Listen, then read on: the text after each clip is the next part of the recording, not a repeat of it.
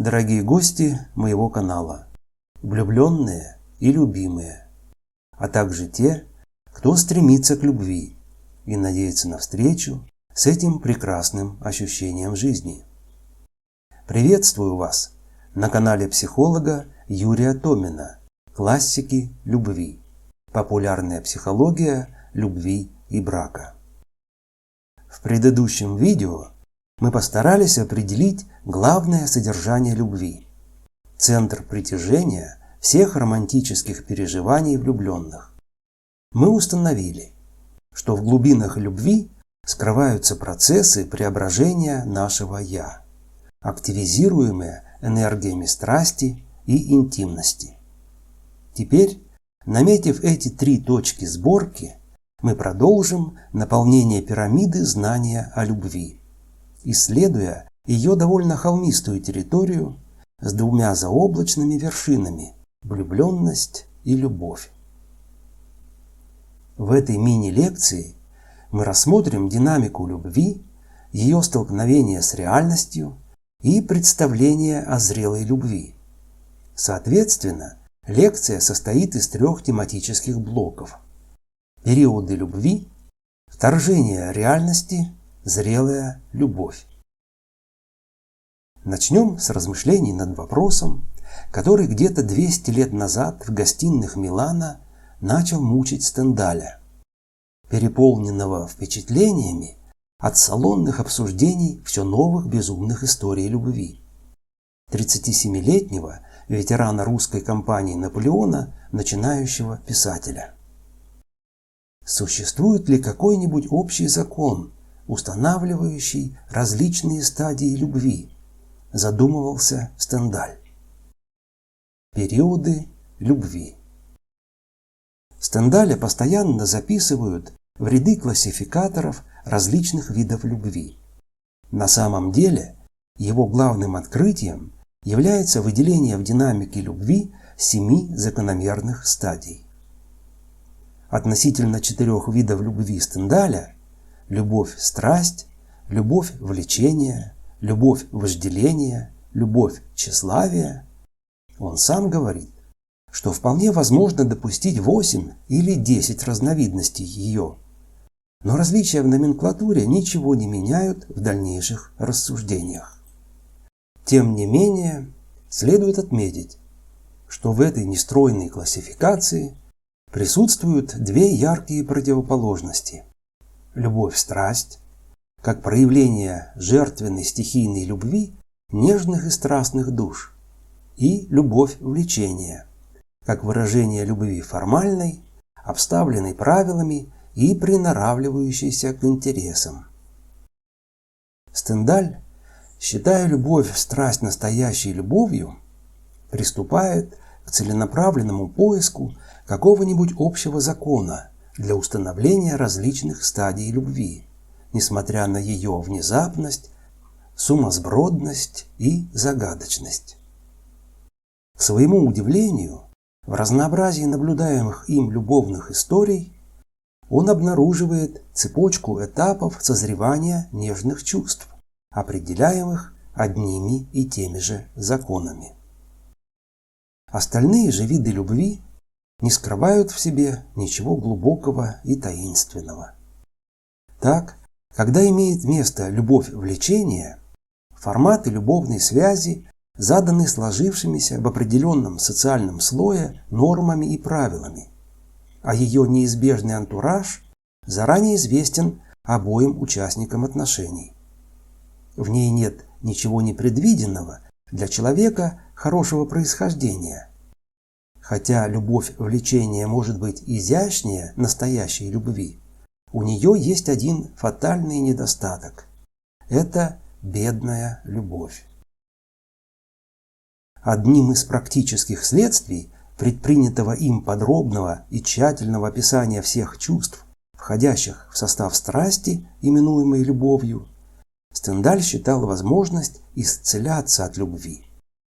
По-видимому, и все исследование было предпринято для самоисцеления от безнадежной великой любви к итальянке, ожившей красоте с полотен Леонардо да Винчи.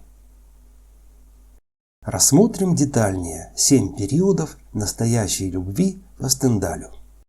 Первое. Восхищение. Происходит фиксация внимания. Оно фокусируется на привлекательном объекте. И это не просто привлекательный объект, а совершенный образ. Ощущается притягивающая возможность сблизиться с объектом восхищения. Второе. Период фантазий. Человек думает, какое наслаждение целовать ее, получать от нее поцелуй и так далее. Расцветают фантазии сближения. Воображение рисует красочные картины нового, страстно желаемого состояния, близости с предметом любви. Третье. Надежда. Фантазии зажигают эмоции и пронизывают тело. Признаки страсти уже невозможно скрыть. Обнаженные, они беззащитны, и тем не менее невозможно их подавлять или утаивать. А стоит только надеяться, что их заметят и ответят взаимностью. На этой стадии возникает одна из роковых разбилок любви. Стендаль уверен, чтобы получить большее физическое наслаждение, женщине следовало бы отдаваться именно в этот момент. Но обратная сторона этой медали наслаждения заключается в том, что если женщина отдается слишком быстро, то длительная любовь маловероятна, поскольку не наступает вторая кристаллизация. Эта закономерность Стендаля совпадает с народной мудростью, рекомендующей девушке не прыгать слишком быстро в кровать, а подождать, пока в мужчине созреет любовь. В свою очередь, спустя 200 лет нейробиологи также нашли к собственному удивлению подтверждение этой максимы в результате исследований концентрации гормонов привязанности, вырабатываемых в мозгу влюбленного мужчины. Четвертое. Любовь зародилась.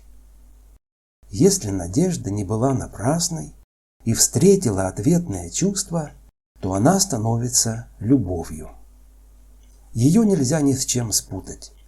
Это неутолимое наслаждение от близости любимого существа, ощущаемое всеми органами чувств.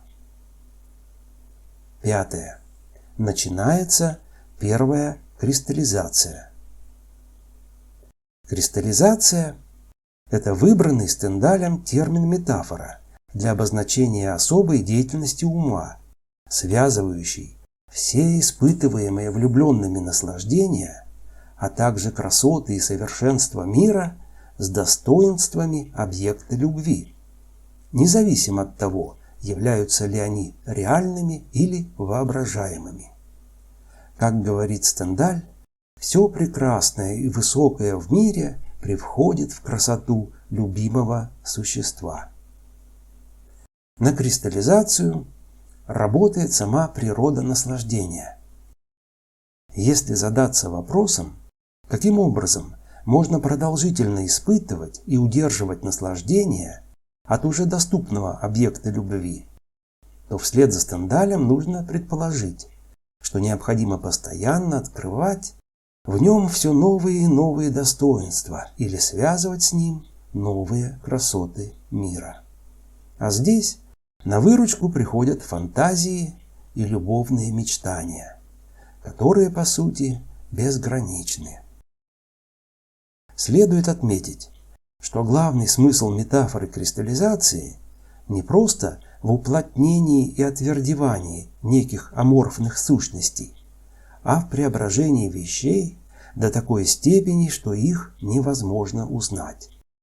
Более того, это может быть превращение вполне невзрачных вещей в прекрасные. В соляных копьях Зальцбурга в заброшенные глубины этих копий кидают ветку дерева, оголившуюся за зиму. 2 или 3 месяца спустя ее извлекают оттуда, покрытую блестящими кристаллами.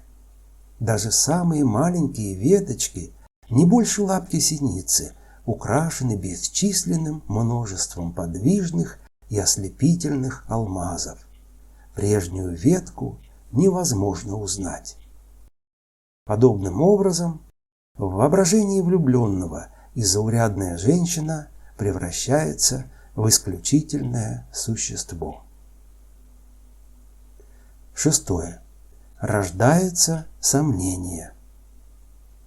Счастье, испытываемое в любви, настолько невероятно, что в сознание проникает червь сомнения. Подлинно ли ответное чувство? Насколько прочны основания этого счастья? И возникает боязнь его потерять. 7. Вторая кристаллизация. Поиски и последующие убедительные для самого себя разрешение сомнений, среди которых главным является вопрос: «Но любит ли она меня?», составляют вторую кристаллизацию. Вторая кристаллизация отличается высоким накалом чувств и мыслей, а ставки запредельно высоки. На кону порой сама жизнь. Здесь необходимо отбросить, а точнее мучительно пережить сомнение в том, что любовь взаимна, поскольку все естество кричит, что объект любви незаменим, что только она одна во всем мире даст так необходимое влюбленному наслаждение. На этом разум влюбленного не сразу успокаивается. Он продолжает придирчиво инспектировать вновь обретенные убеждения, величайшие доказательства, сложившиеся в результате обнаружения совершенства возлюбленной, признаков ответного чувства и оснований взаимной любви. И горе тому, кто обнаружит ошибку или неверное умозаключение. Грозди кристаллов разрушаются, любовь подвергается сомнению. Мысли Стендаля о любви, выявление ее закономерностей, можно без сомнения отнести к великим открытиям XIX века, опередившим свое время. Однако и до, и после Стендаля любовь воспринимали и будут воспринимать главным образом по ее внешним признакам, лишь как одержимость, манию, помрачение рассудка, сопровождаемое большим или меньшим щекотанием чувств. Сравните, например, эти разделенные 2500 лет стихи о любви. «Потом жарким я обливаюсь, дрожью члены все охвачены, зеленее становлюсь травы, и вот-вот как будто с жизнью прощусь я». Сафо, полвека до нашей эры. «Душа полна стыда и страха, влачится в прахе и крови. Очисти душу мне от праха, избавь, о Боже, от любви». Дмитрий Мережковский, начало XX века.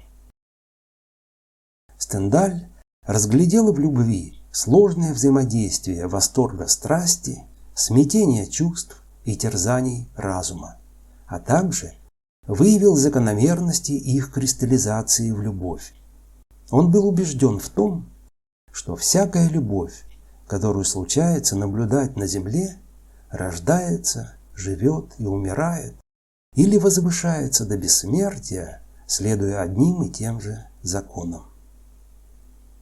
Насколько размышления над законами любви Стендаля, как он на это рассчитывал, могут помочь в исцелении душевных страданий, вы теперь можете при случае убедиться сами. Мы же из прогулки по периодам любви со Стендалем в дальнейший путь возьмем для обдумывания загадку необходимости второй кристаллизации. При этом вопрос о, казалось бы, избыточных этапах зарождения любви не следует упрощать, чтобы не попасть в ловушку провокационной казуистики Мефистофеля. Помните? К чему так сразу взять и насладиться? Утеха права тут невелика. Не лучше ли пойти путем интрижки, увлечь ее, водите так и сяк, как учат нас иные книжки. И не осознав, что за паузой интрижки может скрываться подготовка души к любви, как Фауст не брякнуть: «Мой аппетит хороший так». Сомнение и потребность во второй кристаллизации, периоды 6 и 7, могут внезапно возникать из небытия неоднократно на протяжении жизни влюбленных. В самый день свадьбы на Левина нашло странное чувство. На него нашел страх и сомнение во всем. Он мчится к невесте, чтобы из первых уст получить ответ на свои ужасные сомнения. «Я думаю, что ты не можешь любить меня». «За что ты можешь любить меня?» Левина нельзя считать наивным человеком, готового согласиться с любым объяснением того, причины чего неизвестны никому. Но получив ответ Китти, что она любит его за то, что она понимает его всего, за то, что она знает, что он должен любить, и что все, что он любит, все хорошо. Он успокаивается, и это показалось ему вполне ясно. Вполне также ясно и то, что когда Левин, идя по жизни, будет открывать новые горизонты и обретать новые смыслы, у него снова могут возникнуть вопросы: любят ли его теперь и за что?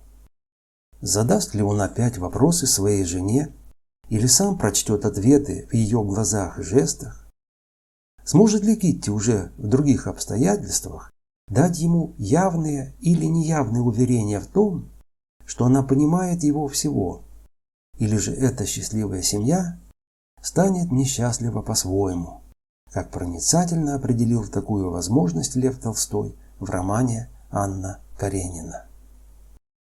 Завершая рассмотрение открытий Стендаля, нужно отметить, что хотя у него отсутствует прямое описание процессов трансформации самого влюбленного, можно легко обнаружить, что они в той или иной форме подразумеваются при переходе любви из одной стадии в другую. Вряд ли процесс кристаллизации, совершающийся между ним и возлюбленной, может осуществляться в сознании неизменного «я» влюбленного, пребывающего в своей скорлупе и до, и после встречи с объектом любви. Первые 5 периодов любви по Стендалю можно легко угадать в изящном стихотворении Валерия Брюсова. «Мы встретились с нею случайно, и робко мечтал я о ней, но долго заветная тайна таилась в печали моей. Но раза в золотое мгновенье я высказал тайну свою, я видел румянец смущения, услышал в ответ я «люблю». И вспыхнули трепетно взоры, и губы слились в одно. Вот старая сказка, которой быть юной всегда суждено. Можно также заметить, как точно молодой 27-летний Иван Тургенев указал на развилку, стоящую перед любовью на стадии второй кристаллизации, в следующем стихе из поэмы «Андрей». Любовь рождается в одно мгновение и долго развивается потом. С ней борется лукавое сомнение, она растет и крепнет, но с трудом. И лишь тогда последнее значение ее вполне мы наконец поймем, когда в себе безжалостно погубим упрямый эгоизм или разлюбим. Метафора кристаллизации, как утверждение настоящей любви, позволяет близко к сердцу представить все сложности и риски, которые ожидают эту красивую, но хрупкую вещицу в ее непростом жизненном пути. Теперь самое время посмотреть на то, что же угрожает только что родившейся любви. Вторжение реальности. То, что на пике влюбленности трагически предчувствует лирический герой Владимира Набокова, рано или поздно случается. В любовь вторгается земная реальность. она незванно непрошено приходит в грустной маске обиды, в злобных одеяниях ссоры и железных доспехах ревности. Кроме того, на высокое чувство любви большинства граждан постоянно посягает угрюмое тяготение бытовых проблем. Для тех, кому показалось мало этих испытаний, кое-что припасено впереди. Жизнь с любимым человеком еще не раз напомнит о заветной черте, которую не перейти в влюбленности и страсти. Познакомимся с этими врагами любви поближе. Вначале сбросим маску с обиды. Рано или поздно у влюбленного неизбежно возникает чувство обиды по тому или иному поводу к своему партнеру. Дело в том, что обида произрастает на разрыве между нашими ожиданиями тех или иных поступков со стороны партнера и его реальными действиями. Чувство обиды коварно. Оно игнорирует все объективные критерии значимости или ничтожности поступка и может возникнуть из-за пустяка. На пустяки можно посмотреть с юмором, сказав про себя: «Да женитьбы я и не подозревал, что можно неправильно поставить молоко в холодильник». Но можно совершить и грубейшую ошибку и буркнуть: «Да какая разница?». В лучшем случае это может закончиться быстрым выяснением отношений, а в худшем обида, невзирая на вашу любовь, просочится за подкреплением к совсем вами неконтролируемым уровням психики и внезапно прорвется всплеском раздражения, гнева и злости. Некоторые влюбленные быстро учатся на своих ошибках и стараются не таить обиду, чтобы она не окрепла до взрывоопасных размеров.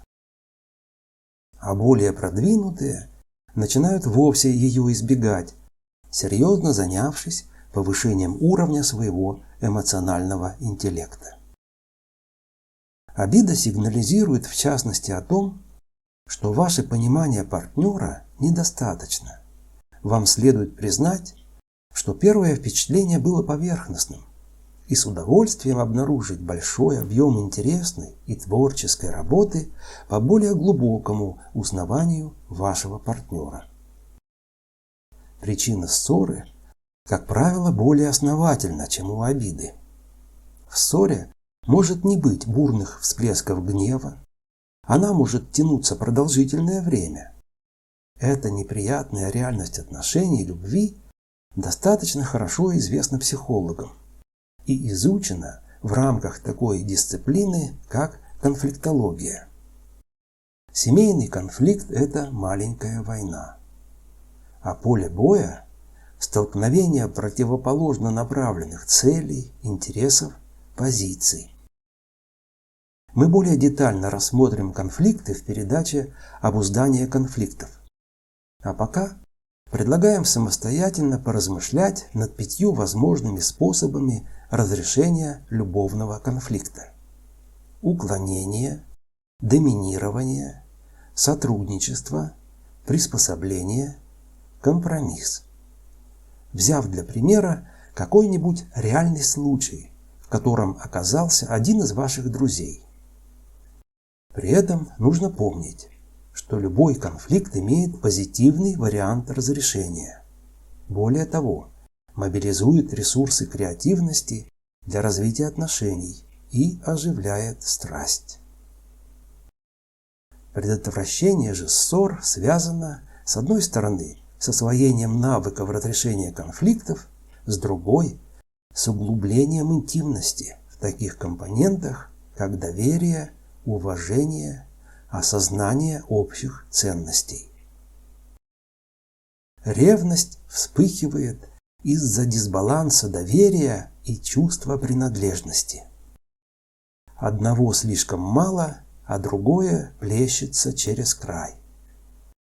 Как правило, ошибочная подмена чувства близости страстью обладания партнером связана с особенностями характера данной личности. Это, как говорят психологи, тяжелый случай, поскольку характер достаточно жесткий и крепко сидящий панцирь, а чувство доверия можно и нужно развивать. Поскольку оно универсально, то можно расширять его сферу в разных направлениях. Например, доверить вашему партнеру приготовление обеда или переговоры с соседями по даче. И мало-помалу вы станете чувствовать себя спокойнее даже тогда, когда он едет в длительную деловую командировку. Эти три врага любви – обида, ссора, ревность – пожалуй, универсальны. Но существует еще множество подводных камней, которые заложены теми или иными индивидуальными особенностями и обстоятельствами. Например, стремясь к сближению с объектом любви, вы слишком приспосабливаетесь к нему, отказываетесь от удовлетворения собственных нужд, многим жертвуете. По сути, одновременно с развитием вашего «я» в любви происходит его сжатие. Есть шанс, что эта внутренняя пружина мягко разожмется, но, скорее всего, она станет детонатором больших проблем в отношениях. Тем счастливчикам, которым удалось, проявив волю к любви, не спасовать перед столкновением с реальностью, тем не менее следует помнить, что их теперь уже закаленная любовь – это все же иная реальность.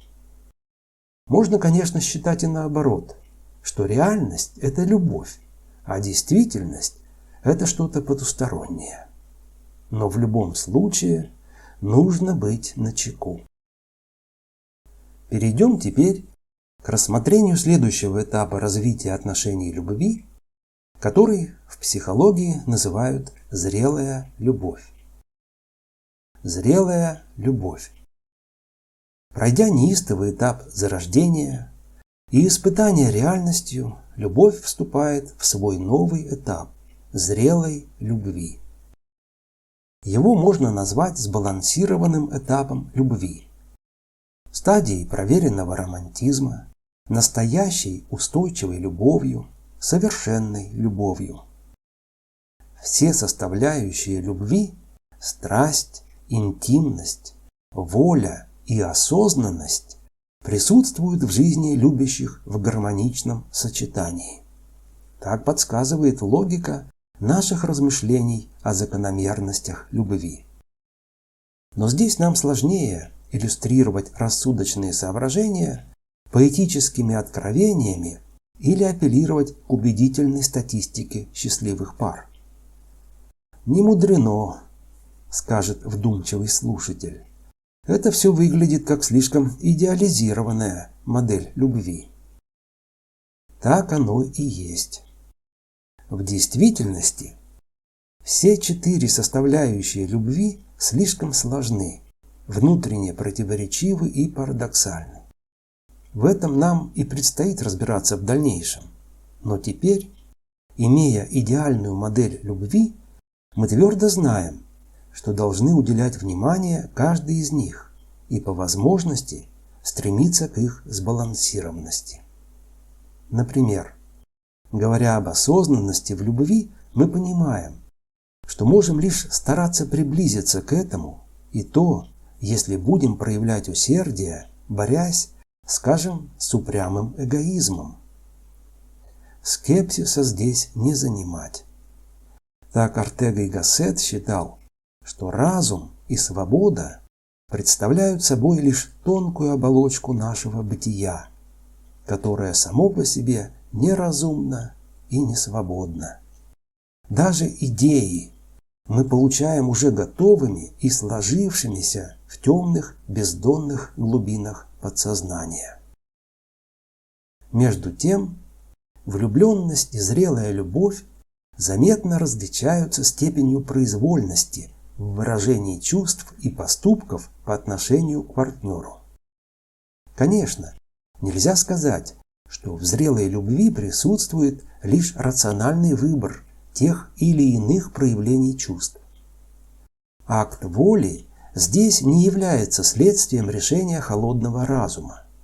Это скорее синхронизация различных внутренних энергий, в результате которой мы как бы говорим себе: «Я позволяю этому чувству быть со мной». И главной особенностью такого решения нашего сознания является его абсолютная свобода. Зрелая любовь – это новое, влекущее состояние, в которое мы вступаем и которое уже не противоречит никаким сторонам находящегося в восходящем жизненном потоке нашего «Я». Влюбленность и зрелая любовь могут быть гармонично связаны, и тем не менее различие этих состояний проявляется во множестве оттенков чувств и переживаний. Об этом в стихотворении «Две любви» говорит Иннокентий Анненский. Есть любовь, похожая на дым, если тесно ей, она дурманит, дать ей волю, и ее не станет, быть как дым, но вечно молодым. Есть любовь, похожая на тень, днем лежит у ног, тебе внимает, ночью так неслышно обнимает, быть как тень, но вместе ночь и день. Перенос всех тех открытий и богатств, которые дарит нам влюбленность в зрелую любовь, является трудной и чаще всего непосильной задачей. Лишь только оглядываясь назад, мы порой с грустью замечаем и сожалеем о невозвратно утерянном. Эти переживания гулко пульсируют в воздушных стихах Владимира Набокова. Мы с тобою так верили в связь бытия, но теперь оглянулся я, и удивительно, до чего ты мне кажешься, юность моя, по цветам не моей, по чертам недействительной. Если вдуматься, это как дымка волны между мной и тобой, между мелью и тонущим, или вижу столбы и тебя со спины, как ты прямо в закат на своем полугоночном. Ты давно уж не я, ты набросок, герой всякой первой главы, а как долго нам верилось в непрерывность пути от ложбины сырой до Нагорного вереска. Мы еще не раз вернемся к изучению деталей перехода от влюбленности к зрелой любви, особенно на беспокойной границе этого перехода. Поговорив о любви с поэтами разных эпох и стилей, обобщив открытия близких нам по духу мыслителей и вооружившись моделью идеальной любви, попробуем вернуться и вновь взойти на эту вершину другим путем, по дорожкам, проложенным по всем правилам научной мысли. В следующей передаче мы обратимся к психологии любви и рассмотрим основные концепции и взгляды на любовь с научной точки зрения. Хочу вам пожелать удачи и удовольствия в прохождении наших курсов, а также любви. С вами был психолог Юрий Томин, автор книги «Атлас любви». Для того, чтобы сегодняшние новые мысли у вас улеглись и не прерывалось движение к цели, которую, надеюсь, вы для себя определили, присоединившись к нашим передачам, в свободное время подумайте над следующими двумя вопросами.